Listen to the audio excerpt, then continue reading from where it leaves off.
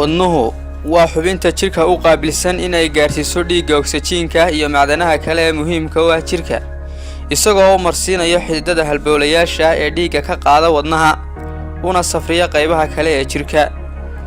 waxaana wadnaha dhiigga ku soo celiya xididada loo yaqaan aroore kuwaas oo dhiigga bilaa oksijiinka ku soo celiya wadnaha si maadada oksijiin looga qaado sanbabada wadnuhu waa dhaxyaalka wareegga dhiigga oksijiinka iyo macdanaha kale ee jirka waana muhiim in la joogteeyo ka warqabka caafimaadkiisa wadnuhu waa xubin nool sida xubnaha kale ee jirka waxaana uu u baahan yahay oksijiin iyo macdanaha kale ee lagama maarmaanka u ah noloshiisa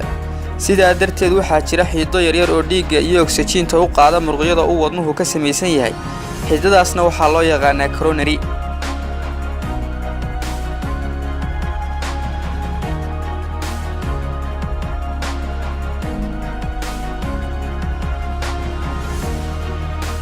haddii ay xanuun sameeyaan xididada dhiigga u qaada wadnaha waxaa yaraada dhumucda xididada taasoo keenta inuu yaraado dhiigga u socda muruqyada wadnaha sababaha xanuunka xididada wadnaha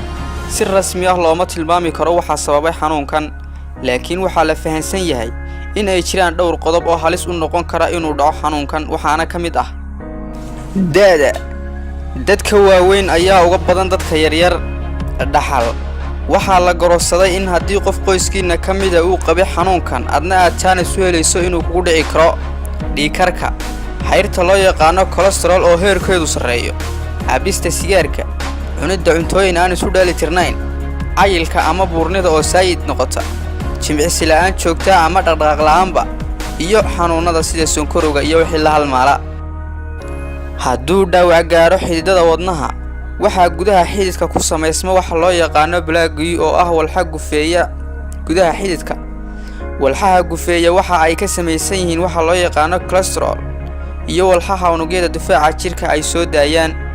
tani waxa ay keenaysaa inuu wada gufaysmo ama qayb ahaan gufaysmo xididkii wadnaha siinaya dhiigga waxaana yaraada dhiigga iyo oksijiinta gaaraysa muruqyada wadnaha taasoo sababta inay unugyada wadnuhu dhintaan qofkuna uu isku arko ama dareemo calaamadaha xanuunkan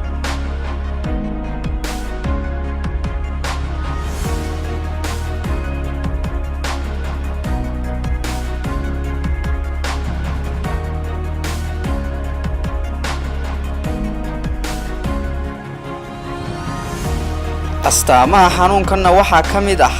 chest pain ama laab xanuun dysapnea ama neef qaadashada oo yaraata gacanta bidix qaybta hoose iyo dhabarka oo xanuuna wadna istaag waxaa xanuunkan looga hortagi karaa qaabab badan oo aan daawo ahayn waxaana ka mid ah haddii aad leedahay balwadda cabista sigaarka oo aad gebi ahaanba joojisid heerka dhiigkarka oo aad xajidid jimicsi joogta ah oo aad samayso cunidda cuntooyin isku dheeli tiran una badan qudaar subagga ama xayrta oo aad iska ilaalisid